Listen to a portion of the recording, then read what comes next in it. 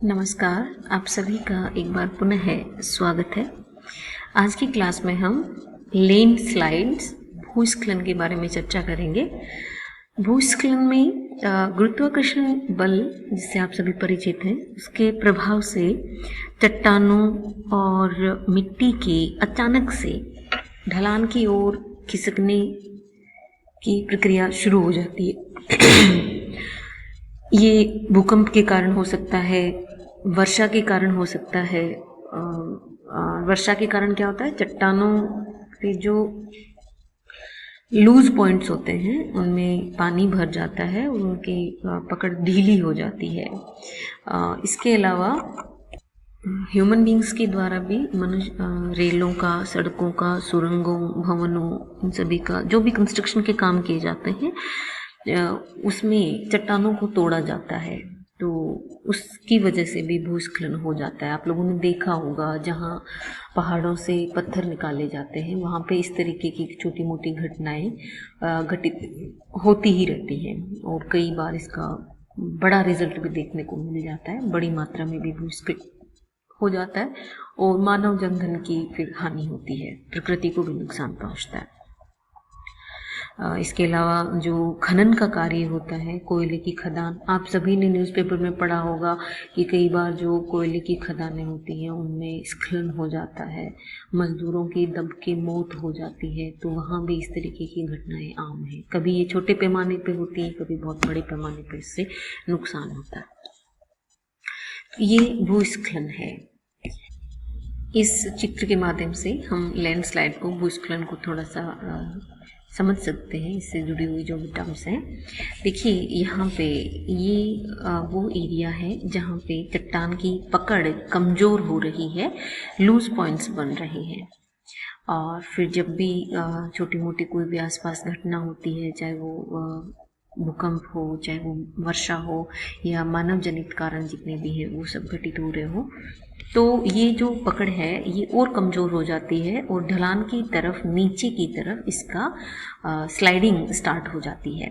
और फिर जहाँ पे काफ़ी अधिक मात्रा में ढलान है तो उस एरिया पे ये डिपॉजिट हो जाता है, जम जाता है। तो ये पूरा एक प्रोसेस है भूस्खलन के होने का।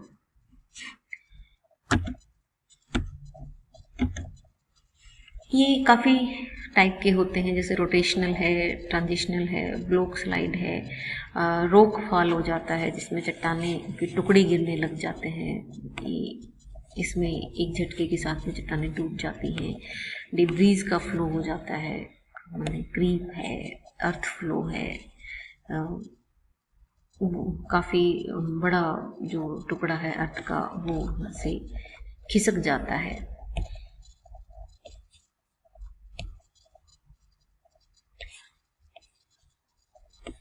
लिटल स्प्रेड है, इसमें ढलान इतनी ज़्यादा नहीं होती लेकिन फिर भी कुछ मात्रा में खिसकाव होता है। तो ये अलग अलग टाइप के होते हैं। आगे बढ़ते हैं कि क्या लैंडस्लाइड के रीजंस क्या हो सकते हैं। तो कुछ ज्योग्राफिकल रीजन होते हैं, कुछ मॉर्फोलॉजिकल कारण होते हैं। सबसे पहले वीक सबस्ट्रेट होता है, कमज़ोर अगर चट्टानें होती हैं तो वहाँ पे इस तरीके की घटनाएं हो जाती हैं। अपक्षय इसका कारण बन सकता है।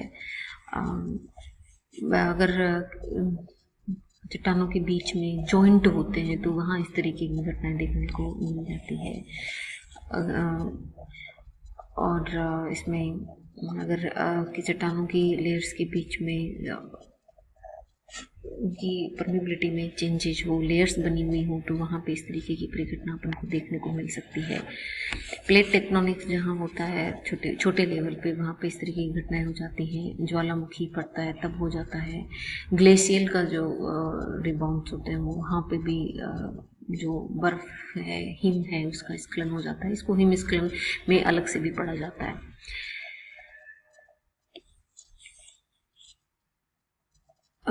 इरोजन, अपक्षय इसका बहुत बड़ा रीज़न बन जाता है। अगर नीचे की तरफ गहराई में अगर काफ़ी ज़्यादा मात्रा में इरोजन होता है तो वो भी लैंडस्लाइड का कारण बनता है। और किसी ढलान पे अगर ज़रूरत से ज़्यादा, उसकी कैपेसिटी से ज़्यादा अगर डिपॉजिट हो जाता है अवसाद का, तो वो भी स्लाइड बन जाता है।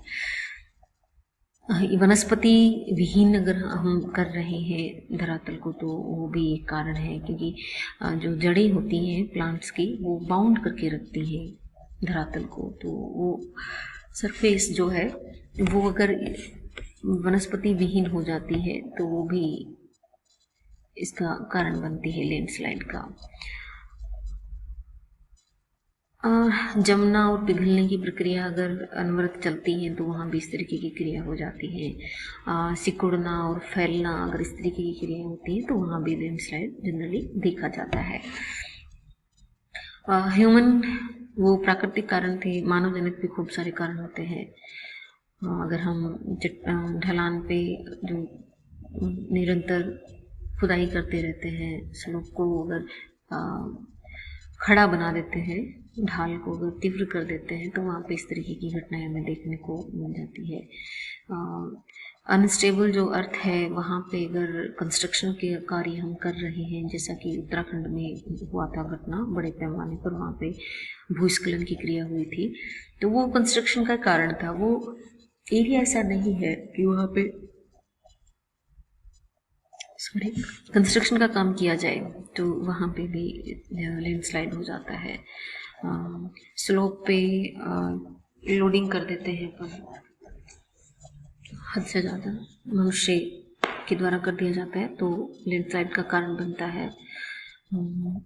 डिफॉरेस्टेशन जैसा कि हमने पढ़ा वो इसका कारण है। सिंचाई, अगर हम ज़रूरत से ज़्यादा सिंचाई में पानी का इस्तेमाल करते हैं तो इसका कारण हो जाता है। लॉन में बहुत ज़्यादा मात्रा में अगर पानी दे रहे हैं तो भी वहाँ पे छोटे लेवल पे लैंडस्लाइड हो सकती है।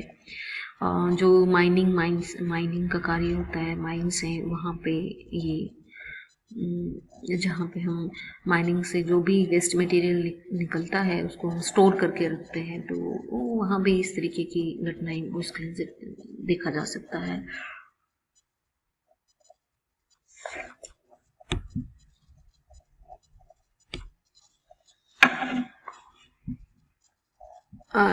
इसके अलावा अगर हम कोई ऐसा कार्य कर रहे हैं जिससे भूमि में कंपन उत्पन्न हो रहे हैं, कोई भी एक्सप्लोजन का कार्य हो रहा है, चट्टानों को बारूद लगा के उड़ाया जाता है तो उससे कंपन उत्पन्न होता है। उन कंपन से फिर चट्टानों में वाइब्रेशन होता है, पकड़ कमजोर होती है और भूस्खलन की घटना होती है। वाटर लीकेज अगर होता है बड़े पैमाने पर तो वहाँ भी भूस्खलन होता है।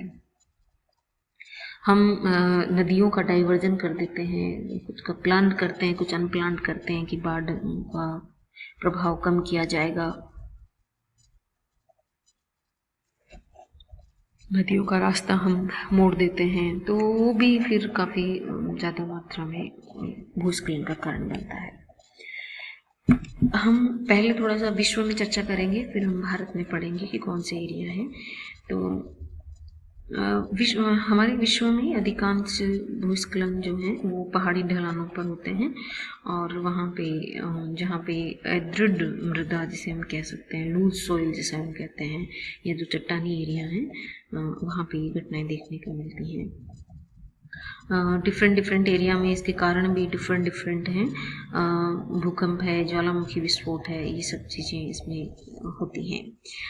इंडोनेशिया में, जापान में, पेरू,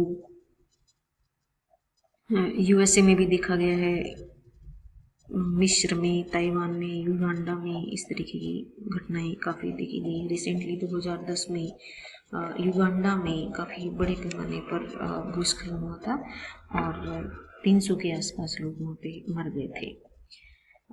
1920 में चीन में हुआ था भूस्खलन और इसमें 1 लाख लोगों की मृत्यु हो गई थी।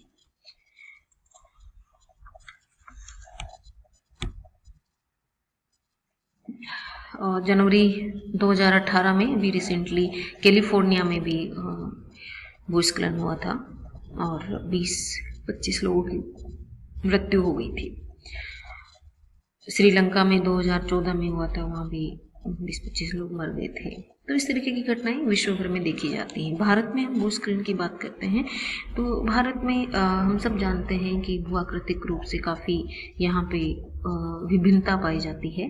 विशाल देश है और जिससे विभिन्न पार्ट्स में भारत में भूस्खलन होता ही रहता है। भारत का लगभग 12% एरिया ऐसा है जो भूस्खलन से प्रभावित है। हर साल इससे लगभग 200 लोगों की जान चली जाती है।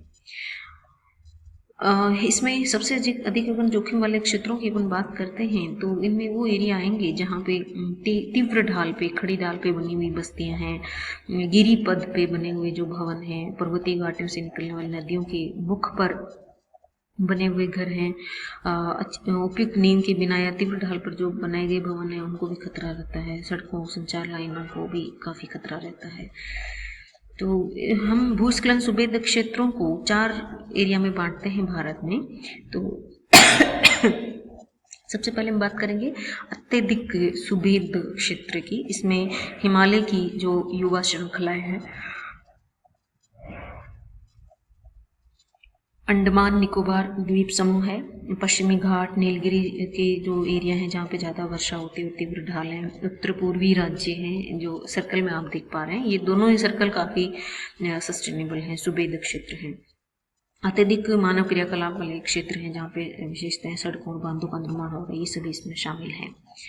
अधिक सुभेद्य क्षेत्रों में इन क्षेत्रों में इनकी जो तीव्रता है भूस्खलन की वो कम होती है।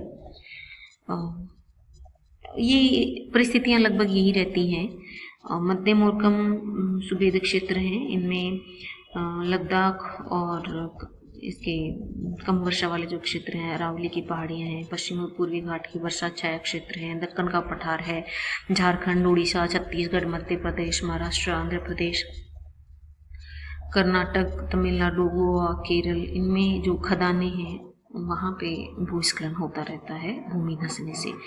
जो अन्य क्षेत्र हैं राजस्थान, हरियाणा, उत्तर प्रदेश, बिहार, पश्चिम बंगाल में हम दार्जिलिंग जिले को छोड़ रहे हैं क्योंकि वो भूस्खलन सुभेद्य क्षेत्र में आता है।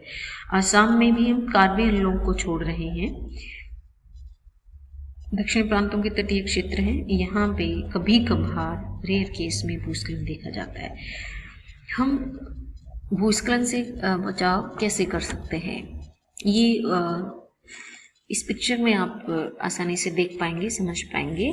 ये जो रेड जोन इसमें दिखाया गया है ये वाला यहाँ पे, और ये एरिया पश्चिम बंगाल का ये दार्जिलिंग वाला हिस्सा है, सिक्किम का कुछ पार्ट इसमें आता है। आसाम में इधर जो मेघालय नागालैंड है वहाँ पे ये चीज़ें देखने को मिल जाती हैं। मिजोरम में इस तरीके की घटनाएं देखने को मिलती हैं। फिर ऑरेंज कलर में हाई हैजार्ड वाले जहाँ ज़्यादा नुकसान होता है वो एरिया। तो आप देखिए हिमालय का जो क्षेत्र है वहाँ ये ज़्यादा सुभेद्य क्षेत्र मौजूद हैं। ढलान भी है, फिर ये संरचनात्मक दृष्टि से कमज़ोर एरिया भी है। तो ये रीजन है इसका। येलो जोन में हम देख रहे हैं ऐसे एरिया जहाँ पे काफ़ी कम मात्रा में इस तरह की घटना देखी जाती है, और बाकी का जो भारत का अधिकांश पार्ट है वो वेरी लो हैजार्ड में आता है जहाँ बाई चांस से कभी कभार भूस्खलन की घटना देखी जाती है। तो इसका एक कारण ये है कि यहाँ पे वर्षा कम होती है और पहाड़ी क्षेत्र कम है तो वहाँ पे ये कम देखा जाता है। ये ग्रीन जोन आप देख रहे हो ये मध्यम में आता है क्योंकि ये वर्षा यहाँ पे ज़्यादा होती है, तो ढलान वाला एरिया है इसलिए यहाँ पे ज़्यादा देखा जाता है।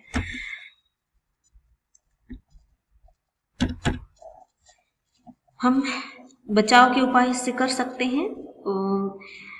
पूर्वानुमान लगाया जा सकता है इसका। भारतीय प्रौद्योगिकी संस्थान जो मंडी हिमाचल प्रदेश में है, एक कम लागत वाली चेतावनी और मॉनिटरिंग प्रणाली उन्होंने तैयार की है। इससे स्थानीय स्तर पर जो